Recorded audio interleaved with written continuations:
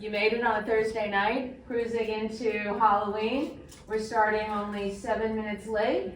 I'd call that a win. Yes. Indeed, indeed. So I want to check in with all of you about your students.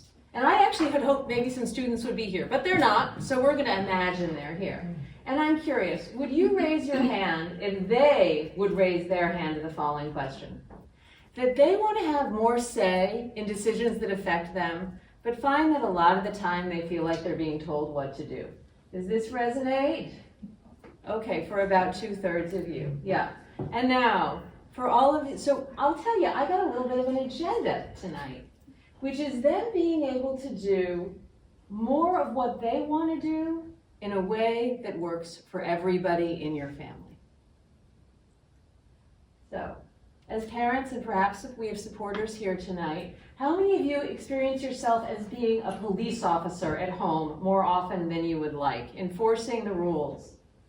Okay, and who here would identify as a pushover? Oh, Price has no pushovers. There's a little, both on the same day, maybe, yeah. So I'm going to be sharing a third path with you tonight that is going to actually help facilitate collaboration without you needing to give up on anything that matters to you, without needing to compromise on anything. And so my intent is for you to leave here tonight with some new tools that when I present them to you are going to be so logical, they're going to make complete sense to you.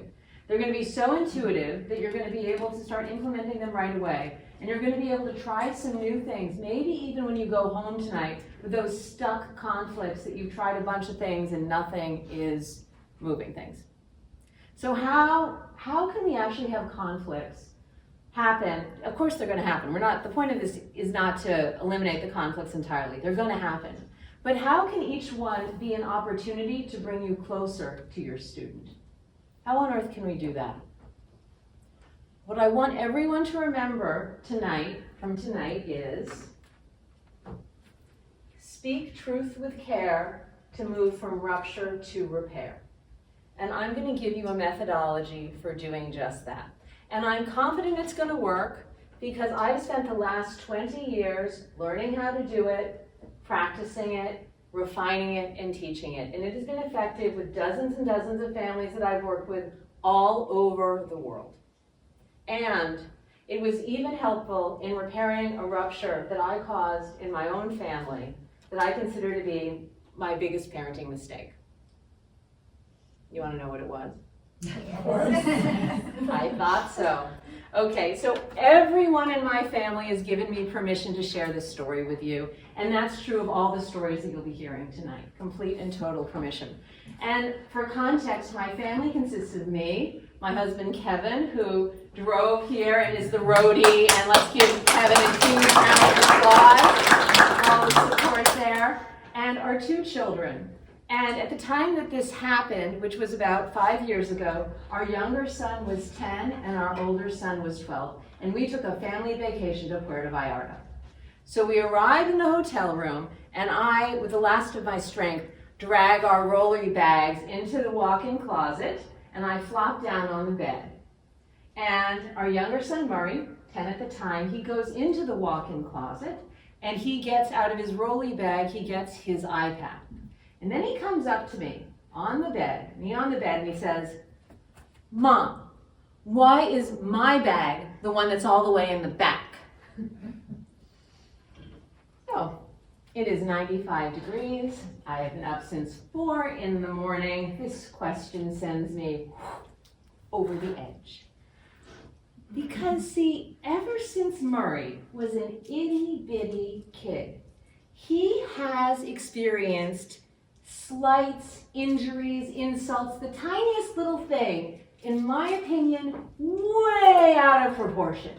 For example, if we go to a restaurant and he's served last, that is the only thing we will be hearing about for the entire meal. Okay, so he says, "Mom, why is my bag the one that's all the way in the back?" And I say, "Murray, obviously, it's because you're the least loved person in this family."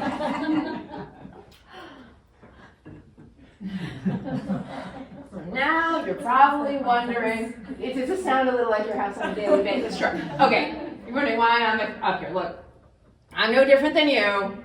Okay, we have all said extreme things to our kids. Perhaps some of you have said or done even more extreme things, and they've done more extreme things. This is a no judgment zone here. Okay, all conflicts are welcome.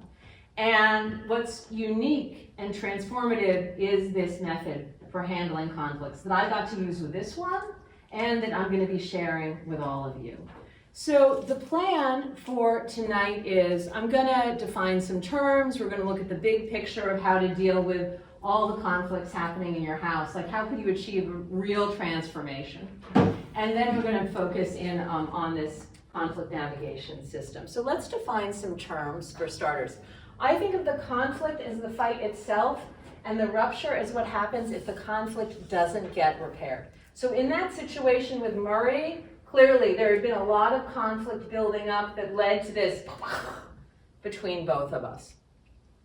So how can we start having more peace in our lives?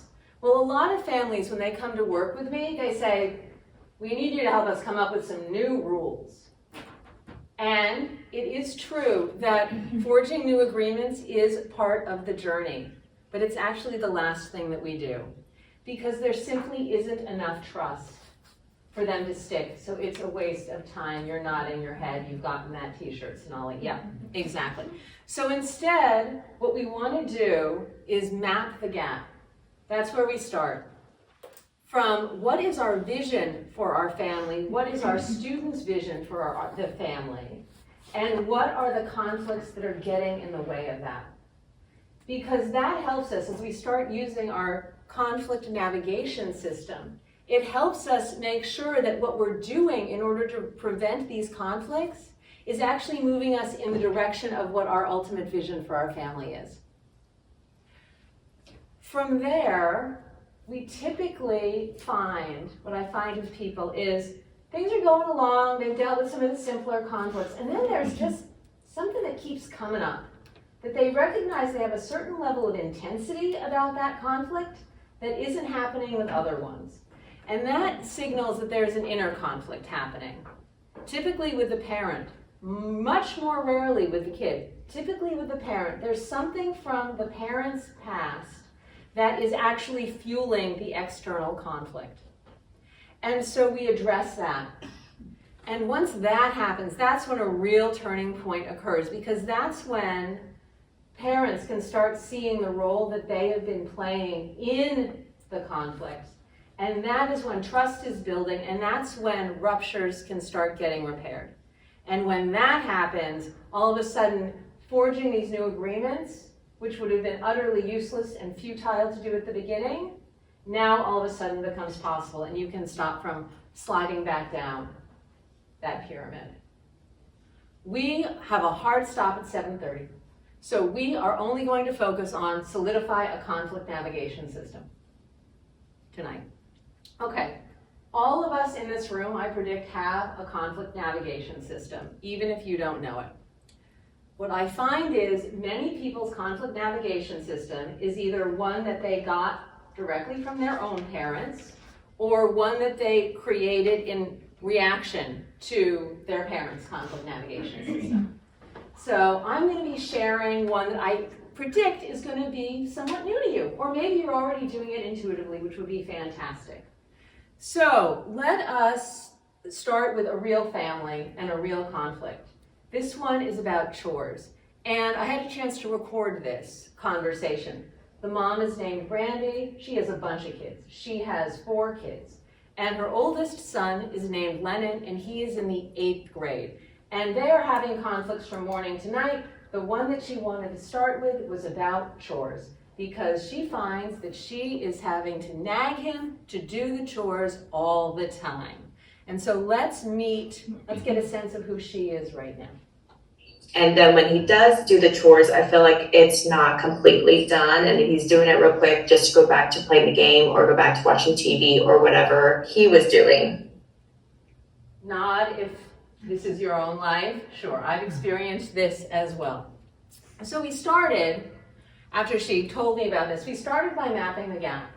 And what I like to do in that phase is I like asking the families that I work with, okay, so what is your vision for your family? What do you want for yourself in this family? What do you want in your relationship with your child? And then I also ask, what does your child want for themselves? What does your student want in their relationship with you? And so what happened here was somewhat surprising when I got to that piece. So listen to what happens here. What does your son want in relationship with you? I've never asked him, so I can. Do you want to ask him? Yeah. Lemon, Yes. can you come here, please? I'm curious, do you want to hear what your mom shared about what she wants in relationship with you and what she wants for you in your life? Would you like to hear that from her? Yeah, basically I like how you worded everything, just an ongoing connection. I'm a continuous resource here for you, and that I'm always going to be a safe space for you. And I also want to make sure that as you grow up, you have these life skills that are necessary as an adult, so you're not struggling when you're out on your own, and to know that we will always be here no matter what. I would also add that your mom also wants to have more great talks, and that you're also in touch with choice. That you know when you're making a choice, that you have freedom to make choice, that you have a real sense of freedom to make choices. That was also something she said that she really wants for you in your life. Did that capture it? Yes. Okay. I promise, we did then actually find out what he wanted, and it was much more micro. It was all about the chore piece, and we're going to have a chance to hear his perspective in just a moment. But what I wanted to do now was actually just a little bit of mapping the gap in your own family. Because what I found is when Brandy, the mom, I said, what does your son want? And she said, I don't know, I never. This is actually pretty typical. It's very rare that the parent says, oh, this. So I wanted us to take 5 minutes now. And I wanted us to, and this was good, I thought we'd have students here. But so you all are going to imagine you're your student and answer this question. What does your student want for themselves, and what do they want in their relationship with you? And let's pair up and spend 5 minutes, each of you sharing how you think your student would answer these questions. Is this clear?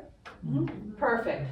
Please, chat, find someone to connect with, and welcome. So glad you're here.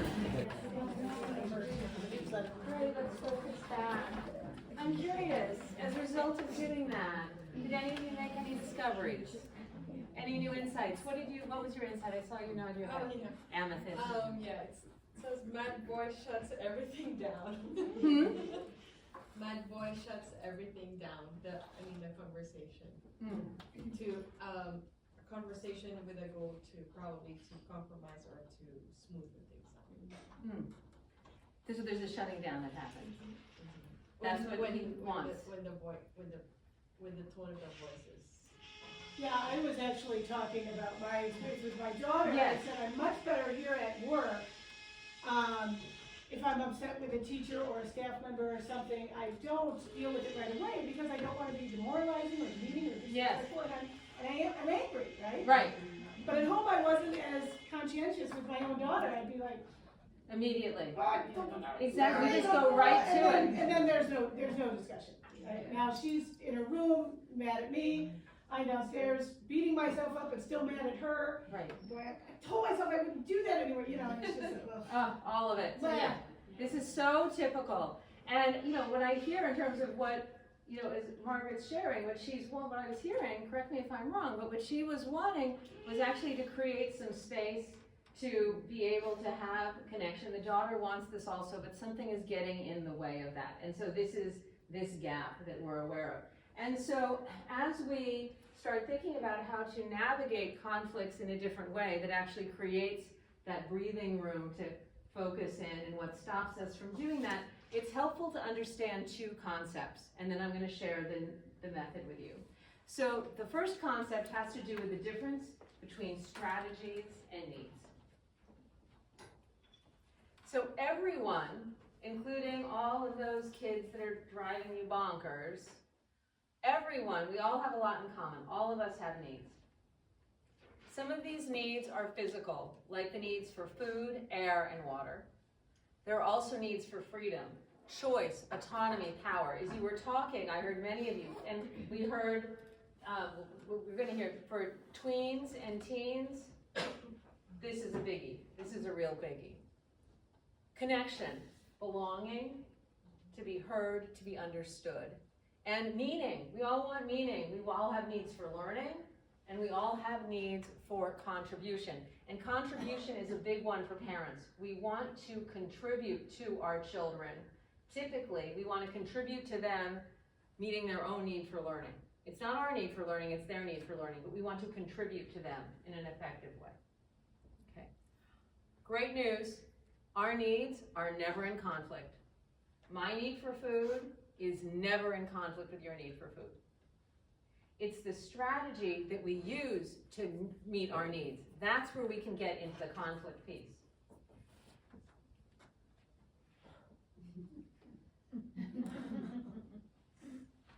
That they're both.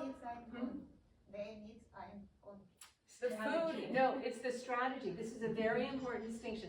Their need for food is not what's causing the conflict. The strategy that they're both going for the same cookie, that's the strategy. That's what's the conflict. The need for food, no conflict there.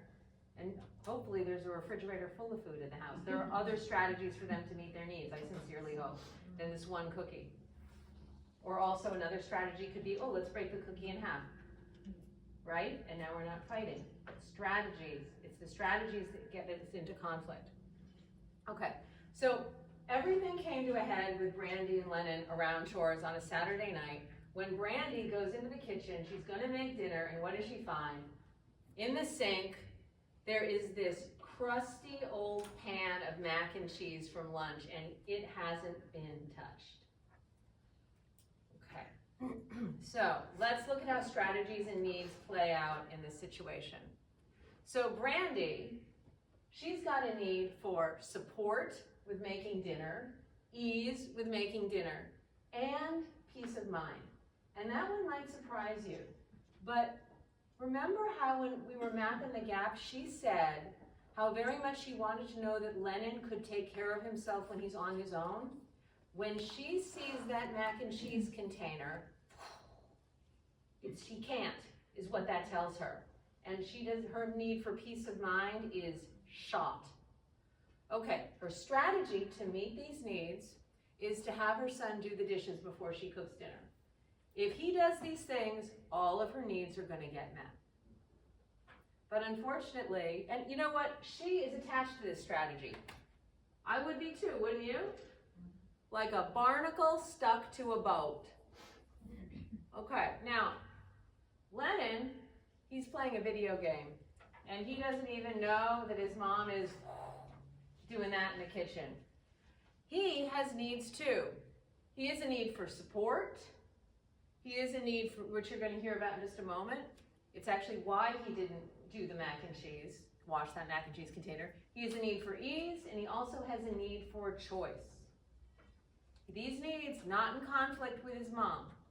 It's his strategy of playing a video game that's in conflict with her strategy of, okay, so now they're each tugging at each other's barnacles, okay? All energy going into this, and if this keeps going, then she's probably either going to resort to power over Margaret's piece about get and do this right now, or push over, I'll just do it myself, you know, the martyr, and I'm going to seethe the whole time and then make him be grumpy later, okay? So what on earth can happen such that the problem, which is the dishes, that these dishes aren't done, how can we transform that from a conflict where you see they can't even see each other, all their, we can actually transform this into a dilemma that both of them are going to solve together. Well, one of them is going to need to loosen their barnacle. Easier said than done, right? particularly because I'm guessing many of the people in this room are thinking, Lennon is so clearly in the wrong. He is so wrong watching that video game. Wrong, wrong, wrong, wrong, wrong. So we're here at the barnacle. So that was our first concept, the difference between strategies and needs. Okay, now here is our second concept. If we're gonna have a peaceful outcome, we gotta get to the field. Field, huh? What you talking about? Okay, so Rumi, the Sufi mystic and poet, hundreds of years ago wrote, out beyond ideas of wrongdoing and right doing, there is a field. I will meet you there. Conflict prevention and resolution happens in the field. It is not happening when we're tugging at each other's barnacles and people are screaming and feeling guilty in their room. How do we get to this field? Well, I want to invite everyone here to join me in the field until 7:30 tonight when we have our hard stop. What this requires of you is to see the world very differently than we usually see it. In this field, there are no labels like right and wrong and good and bad. Brandy is not in the right and Lennon is not in the wrong and vice versa in this field. All we've got in this field are strategies, feelings, and needs. That's the only thing that exists in this field. So doing this can feel uncomfortable, unrealistic, and awkward, okay? But let's give it a whirl and see what happens. Okay, so you got these two concepts now. Strategies get us into conflict, needs don't, and we want to get to the field. Okay, here's the new conflict navigation system. 4 C's. That's the mnemonic. For starters, we need to create space, because if we don't, as Margaret, I'm so grateful to her for sharing, when we don't create, how do we disengage without making the conflict worse? There is a real art to that, and we're going to talk about it. Then, we need to get ourselves to the field. We'll talk about how we get ourselves to that field. It involves giving ourselves empathy. From there, we invite the other person to join us in the field. That involves us giving them empathy. You're seeing how it would be essential for you to get into the field first before you can invite them into the field with you. It's impossible if you don't. And now, when we're both in the field together, now we can co-create a new strategy that works better for everybody. And throughout, we're speaking truth with care. That's how we get to move from rupture to repair. So let's look at how we create space in the situation with Brandy and Lennon. So she sees those dishes, and instead of, what she could say would be, welcome, so glad you're here. Come on up, step right up. She could say, wow, it is hard for me to see the dishes like that. I need a moment. Okay, now let's be clear. Lennon right now is oblivious to everything. He's so deep in his video game life. Okay, but she could say this to herself. But even if he was here, do you see how if she said this, it's not going to make the conflict worse? Well, Lennon, seeing the dishes like this, it's so hard for me right now. I need a moment. That is so different. That energy is so different than, if you don't do those dishes right now, it's a totally different energy. But it is still speaking her truth with care for herself. It is hard. This is an accurate, authentic statement that she could say, and it's not going to escalate things. Now, I want to be very transparent. When we are starting to learn this new conflict navigation system, this first C is aspirational. Because what typically happens is you lose it. And then you muddle along as best you can, and then you remember, oh right, that workshop that I took at Price, I wanted to create space. Oh well, I guess space got created by default. Here we are. Let's have a redo, and let's revisit this and have a conversation. Okay? So, and this is what happened because the space got created. Because me and Lennon were having this conversation a couple of days later. It was a Monday, the big fight had happened on Saturday. Okay, so space got created, check. Okay, connect with self. So we do this with empathy, because that is the only way we're going to loosen our hold on our own barnacle. empathy is the glue releaser. It's the barnacle releaser. It's the balm that we need when we are scared that our own needs aren't going to be met. That's what gets us into the field. So let me define what I mean by empathy, and you can see how it played out for Brandy and how it loosened her barnacle. Okay, so empathy, what I mean by this concept, it breaks down into feelings and needs. So let's look at what that is, what these feelings and needs are. We can give ourselves empathy, and we can receive empathy from other people.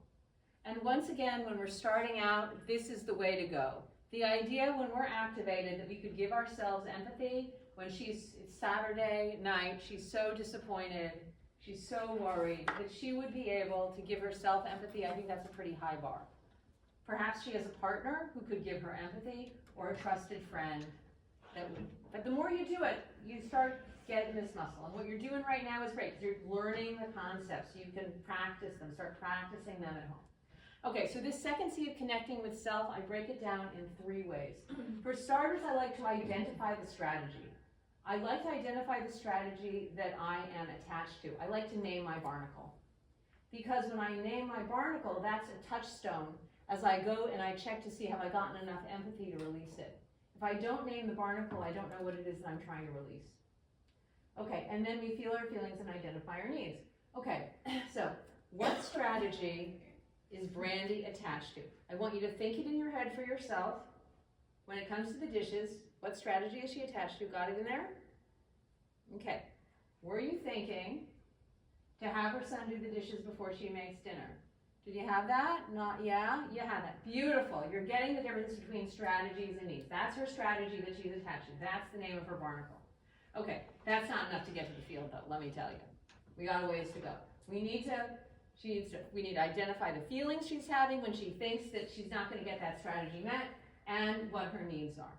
And I like, there are a bajillion feelings. I'm a very efficient person. Let's get right to it. These are the top 4 typically. When we're scared our strategy isn't going to be met. We are angry, we are worried, we are sad, we are guilty.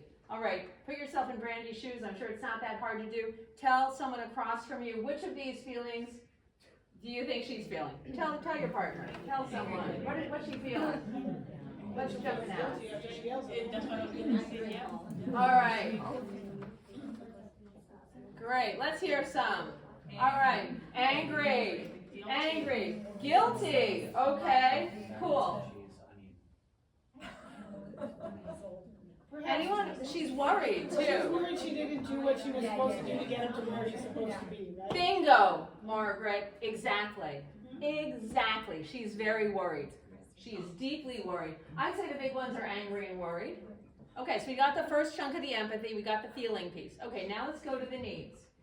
Okay, here are the needs. When she thinks that, oh gosh, her strategy to get those dishes, her son to do the dishes before dinner. Remember, her need for ease isn't being met, peace of mind, she's not going to be able to effectively make dinner, and she's not getting the support she wants. And she's ticked off about that, right? Okay, so here's the empathy that I gave her that captures all of that. So when you think about what sort of empathy you could give to your partner, when you think, oh, I got to get my partner into the field, or gosh, I want to try to get myself into the field, here's what it might sound like. You want support, and you also want ease, and you want things done to your standard, because that's how you have peace of mind as you navigate what could potentially be a very chaotic household situation. Correct. You want him to have intrinsic motivation for doing this, that he will want to contribute to the household and see the value in it and focus and not prioritize something else. You're all in for him and your household, and you want him all in for the household. Yes. You heard the relief in her voice when she said that, yes? That was my signal she's in the field. But I checked it out with her. I asked her, Brandy, are you willing to consider other strategies provided your needs get met? And she said, yes, I am. We don't know what those strategies are. We're on faith here. But as long as she's willing to consider other strategies provided her needs get met, She is firmly in the field, and we are ready to connect with the other person, in this case, Lennon. We're actually going to get to now hear what was important to him. Once again, it's very micro. He's not big visioning it with a family. It's like, choice and good. He's just like, here's what I want when it comes to the chores, lady. All right, here we go. When I do chores, I do but when my sister does chores, here's the thing, she's like 4 years younger than me. And I would do chores when I was her age. But the thing is that when my sister refuses to do her chores, my parents make me do her chores with no extra like favors. Incentives, yeah, like Yeah. money and So stuff, just free. And I think that with my chores, look, I understand you want me to be outside and be active. I can do that. But if I do the chores and play, let's say, basketball a lot, then I feel like I could play my game for a while. You talk about video games, because that's what we use a lot as incentive, is video games, and like, because I require him to like go outside for a specific amount of time to get physical activity, but it's always a struggle. What I'm sensing here is you have a system that's about incentives. Mhm. And what you want is a sense of choice. Yes. Incentive and choice are not super compatible. Okay. Do you see the internal conflict in that? Oh, absolutely. Like, I guess I've never really thought about it that way, but now that you put it, that there absolutely will be a conflict with that, because if you're not getting the incentives, you're not going to do it. Yeah, and you were like 2 weeks late to pay me my $10 a week. Okay. 2 weeks late. Okay, I know. Okay. I am so grateful to Brandy for being willing to have this recording shared with everybody, okay? It's so human, it's so relatable. You see that piece about how mapping the gap, we got clear about how choice was important to her, and now we're seeing, as we use this conflict navigation system, that the strategy that she is using is actually working with this incentive system. It's working at cross purposes. She's working against herself. It's like she has 1 foot on the gas and 1 foot on the brake. You're gonna burn the engine out, right? That's what's going on. And there's more going on too. We're gonna hear more about her own internal conflict that's fueling this external conflict with her son. Okay, so he is now happily in the field, and she has decided to let go of the incentive system right then and there, because it made no sense. She saw it was illogical. It did not make any sense. She's a very logical person, very reasonable person. She's like, okay, yeah, this isn't gonna work. Out with the incentive system. So we spent 10 minutes, we did some problem solving. It was easy. It was so easy. His big thing with that mac and cheese was that no one had filled it with water so it could soak. He didn't want to mess with that. And no, he does not want to mow the lawn if the lawnmower blades are rusty. But he's happy to do a whole bunch of other things, as you will hear. They co-created a new strategy. His clothes got put away, the dishes got done, and they were set up for success, and he watches the siblings. Is that enough does that feel like enough Yeah, contribution? To me, that's plenty. Done. We were great. Okay, so that's the 4 C's. Seeing how they hang together? One after another, they start flowing. It's pretty intuitive once you kickstart it. So once again, everyone, speak truth with care to move from rupture to repair. Who made the mac and cheese? I have a hunch she did. I think Oh. Mom did. Mom made it. And tell me why that. Well, because you said she's fine with that, and he was upset that it wasn't soaked. And I was like, well, if he made it, he needs to soak it. Okay, so big family lunch. Probably one of his siblings is responsible for clearing the table, and they didn't fill it with the water after lunch. Right? And he's like, come on, why are my siblings falling down on their chores, right? He wants the support from his siblings. Got it? I'm glad. Please keep asking clarifying questions. So Get better mac and cheese. Get better mac and cheese. Yeah, why There don't you should never do be that? leftovers. There's co-creating a new strategy. There's some creative problems. So you are definitely in the field. I like that. Okay, good. So you may be thinking, though, what if he doesn't honor the agreement? He's 14. What if he doesn't honor this agreement? He's in 8th grade. What if he doesn't honor this agreement? And now she doesn't have the leverage of the incentive system. What is she gonna do? You know, is she going, or am I suggesting, oh, let's go into pushover land now? Anything goes? No, I'm not. Okay. And you might also be thinking, if she doesn't force him to do his chores, what kind of mother is she gonna be? Doesn't he have to do his chores?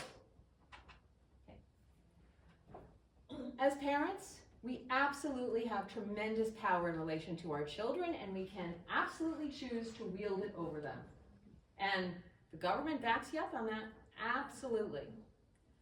But if we force our kids to do things, they typically will make us pay now and or into the future. When we say things like, you have to do the chores, it's not speaking truth with care. It's actually not even speaking the truth. And I find that lots of parents experience a lot of relief with the next part that I'm going to say, even though it's somewhat surprising to them. Nobody has to do the chores. Nobody has to brush their teeth. Nobody has to tell a totalitarian regime who their friends are, even under threat of death. The consequences of not doing that could be horrific, but everybody has a choice. Your students do, and parents do.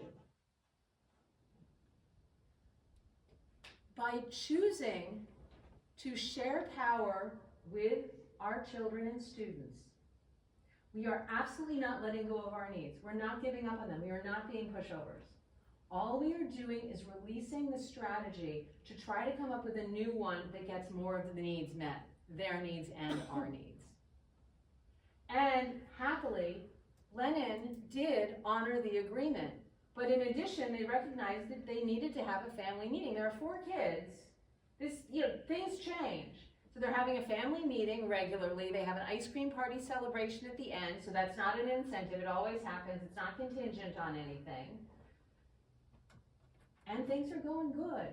So when we choose to share power with our children, work with our children in this, everybody wins. This is what I've seen time and time again with even the most intractable conflictual situations. Okay, so I'd like you now to think, this was geared for the students, I'd like you to think about your student, your kids. What is something, if they were to answer this question, what is something that they wish that they had more choice about? And I'd like to hear a few from all of you. Unlimited screen time. Screen time, they want more choice about how much screen time they have. Beautiful. What else? What they live in one.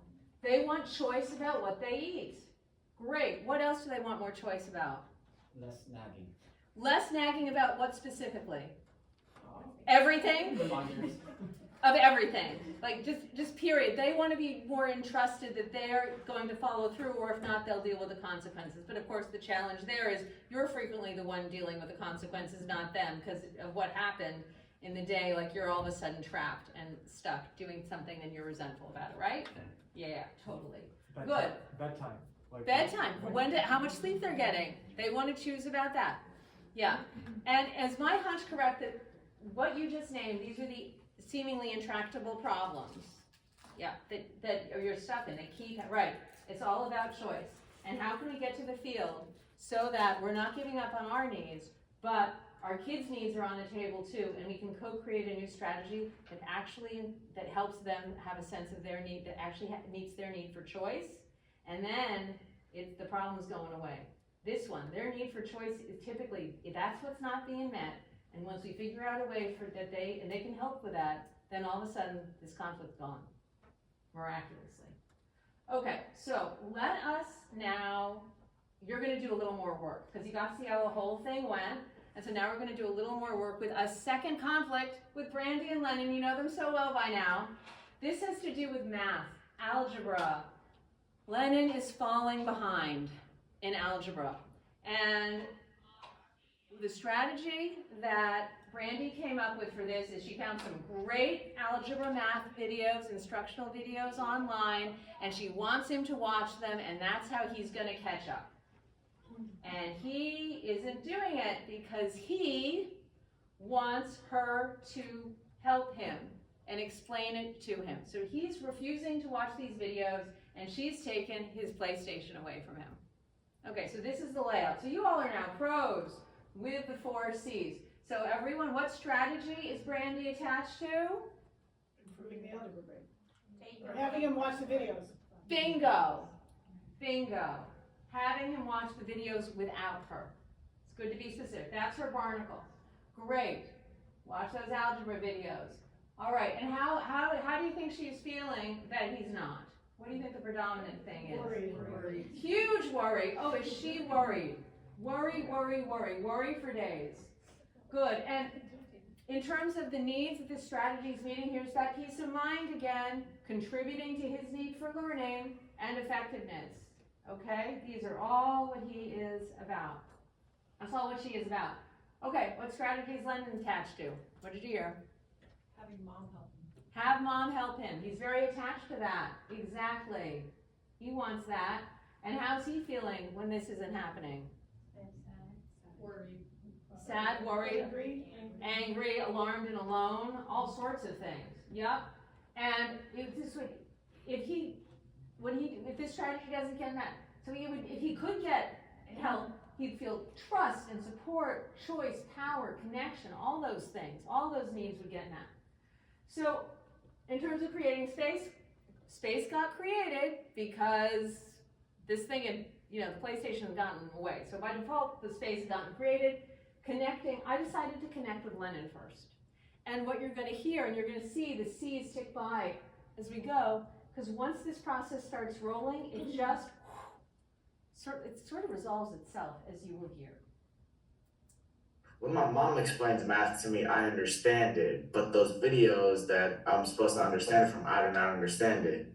The online videos, you're having a very hard time learning. Yeah, and Not working. my dad, I told him about a gap year, and I said, hey, when I'm 18, before I go to college, I could do a gap year to play overseas for Europe.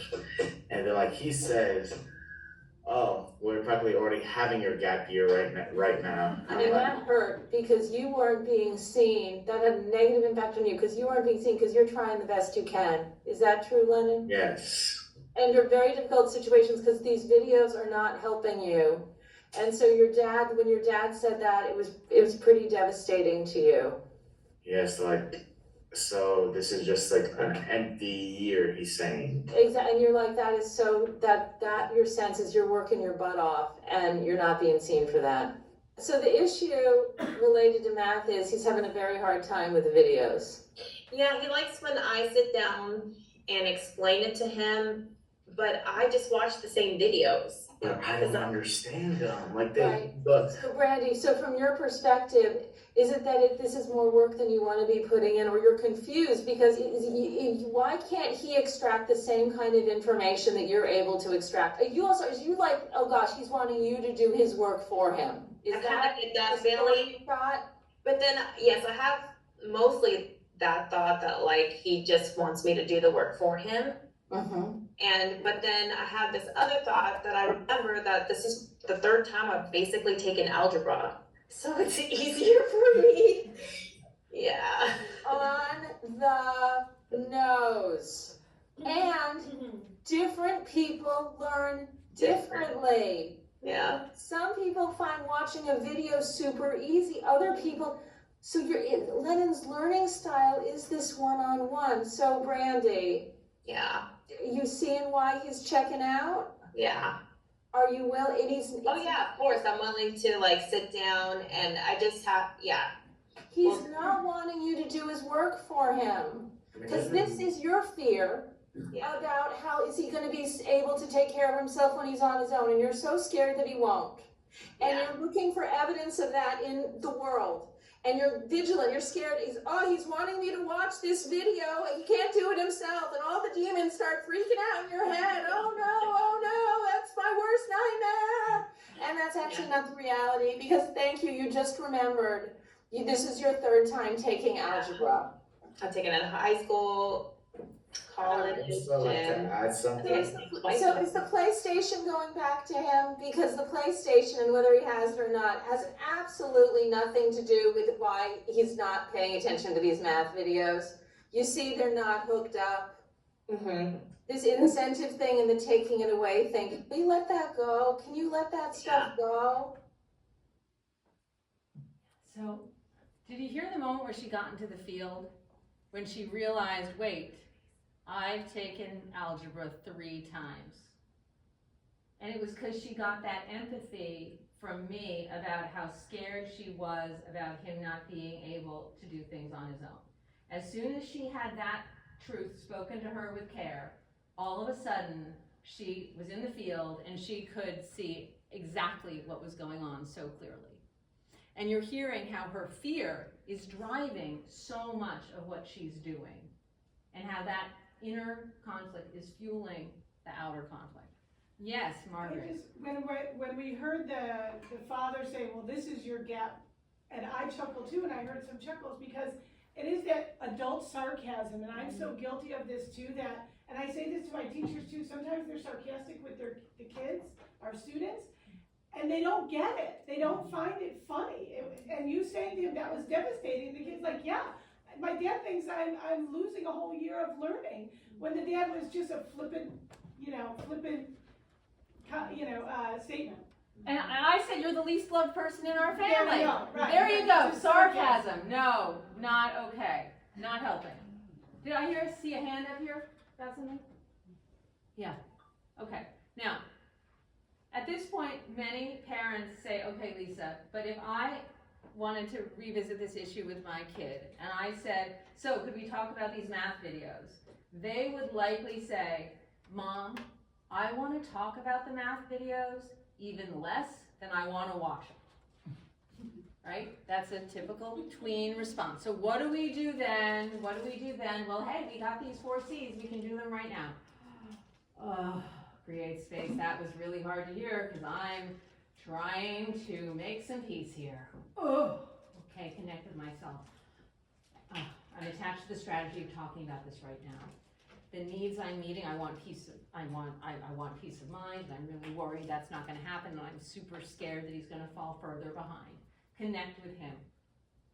Okay, I'm guessing that you are frustrated about not having the PlayStation, and you're frustrated with the way that I have been power overing with you about how you're going to do this. It's not meeting your need for choice, and it doesn't seem like it's meeting your need for learning either.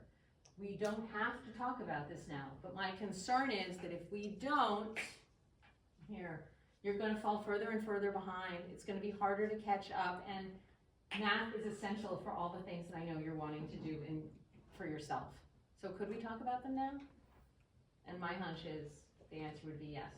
Are you as the parent, when you first start doing this, doing a lot of work? Yes, because what you've established patterns in your home, and it takes a while to turn this tanker around. But once it does, you would be amazed. The kids learn this like they learn their native language. It's you.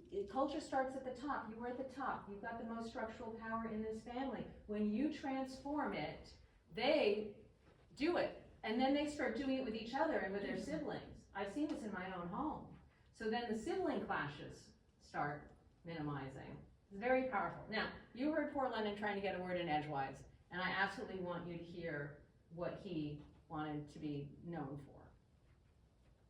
My dad always tells me like how I'm the oldest child, and like how I gotta get ready for the real world, even though I'm like 14. I'm technically still considered a child. And then he says, well, So much pressure, Lennon. I understand, like, I don't understand if he wants me to think about my future so I don't do anything bad, but I feel like that's dad's fear of wanting to make sure that you're able to like make your decisions, and like that you are going to be prepared for like the real world. Right, but he's like, it's so much pressure on Lennon, and I know, and now that we had this meeting, I'm like, oh my gosh, I didn't realize how much he's internalizing a lot of like our anxieties about him.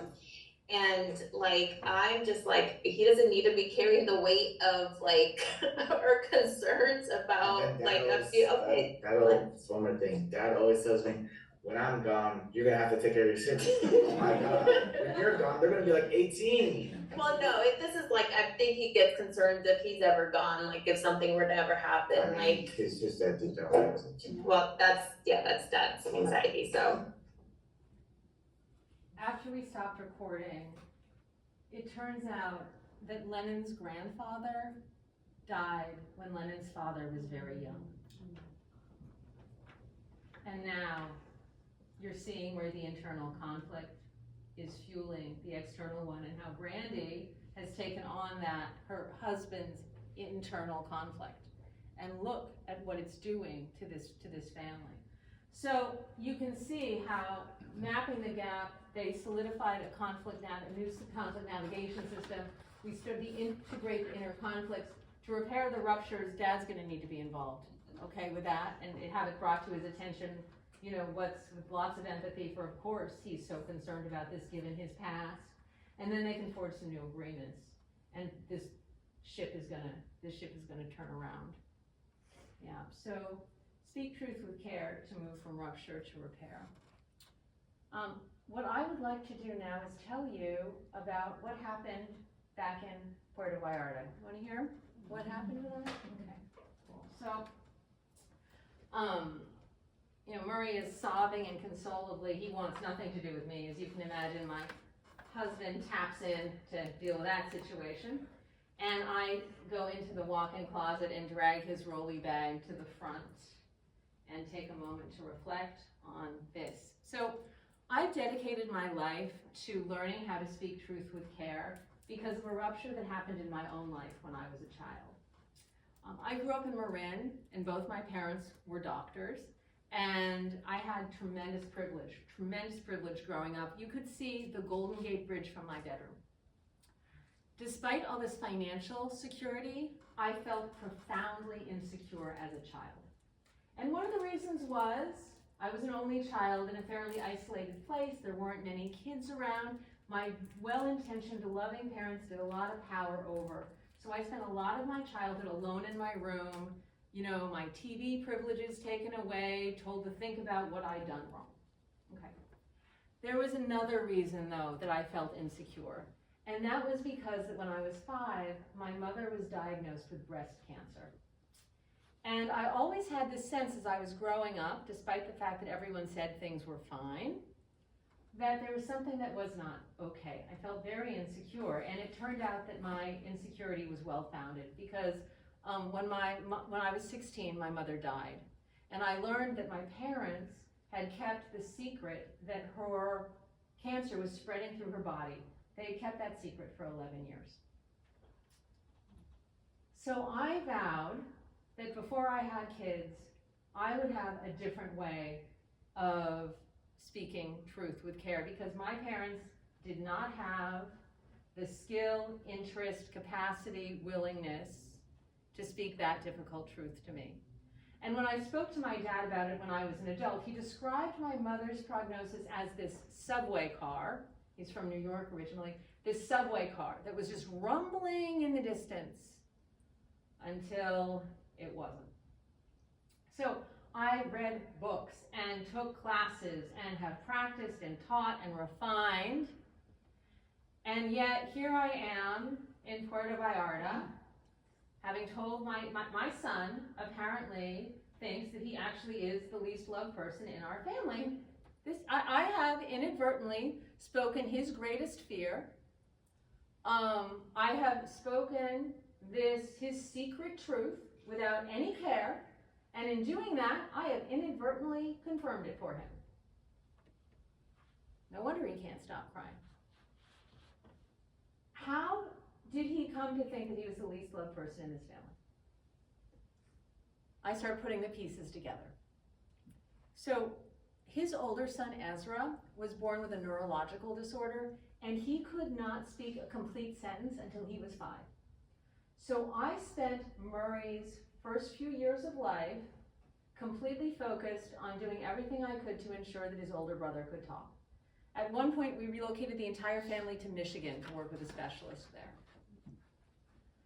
And yet, even though my older son couldn't talk, You could always know what he wanted, what he needed. It was so easy. Murray, on the other hand, spent his baby years and toddler years like shrieking because as I tried to do one thing after another to meet his needs and nothing worked. He was so frustrated. And I felt frustrated too. I was like, why is he so difficult? That's what I was thinking to myself. I thought that things had gotten better in recent years. But it turns out he has actually thought he is the least loved person in his family for the last decade. How could I be so oblivious? Or was I? At some level, even though I hate to admit it to myself, even now, I knew. But I had a hard time admitting it to myself because Murray's worst fear is my worst fear. Am I a mother who loves one of her children more than the other? Who wants to think about that? Not me. But fears aren't truth. I love Murray and have loved him deeply all his life. What is true is that when he was little, I didn't know how to meet his needs in a way that worked for him. And frankly, I didn't have the bandwidth much of the time to even try. But how do I speak this difficult truth? That I neglected him when he was a child, when he was little. How on earth could I speak that truth with enough care that would actually benefit him? Wouldn't that just make the conflict worse? But, you know, these difficult truths, they're like that subway car that my dad talked about, and now it is piercing in my ear, pulled into that station. So if I don't figure out a way to speak this truth to him, I'm going to be making the same mistake my parents did. And they probably made it because they couldn't face the fear that they had themselves. They couldn't fully face it. So I created some space. I told Murray I saw how serious this was and that I wanted to deal with it, but I needed support and I would follow up with him after we got back from our trip. I got that support. Someone helped me connect with myself and what was going on. I was ready to connect with him then, and I wrote him a letter. It said, "Dear Murray, although it is not true for me, I can understand how you would believe that you are the least loved person in this family. When you were little, it took me a few years to understand how to care for you in a way that felt like care. And I can see that that would leave a scar that would take a long time to heal. I so regret what I said in Mexico.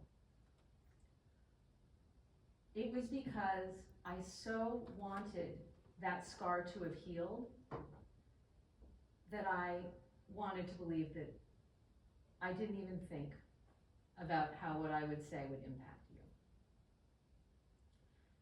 So he read the letter and he started to cry and I started to cry and he gave me a hug and he put the letter on his shelf.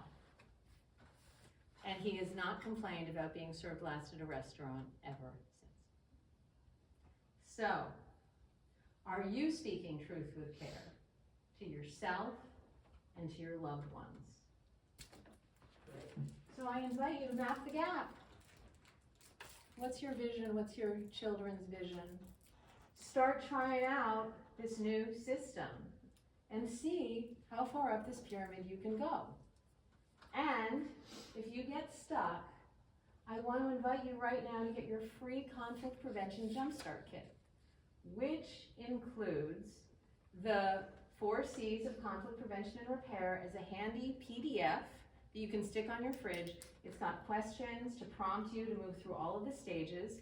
There are case studies, one of them actually involving Jean, my friend whose children went to Price Middle School. You'll get to see her and me resolving a conflict about a family vacation. There are additional case studies and resources because I want to acknowledge my teachers and invite you to find out more about this work. And my teachers include Mickey Cashton, Inbal Cashton, Marshall Rosenberg, and Ross Green. These are all people that I have learned from. Great, well, let us wrap up here. And may all of you take your next step on this journey to speaking truth with care, and may it benefit you and your family and future generations. Thank you. Thank you so much.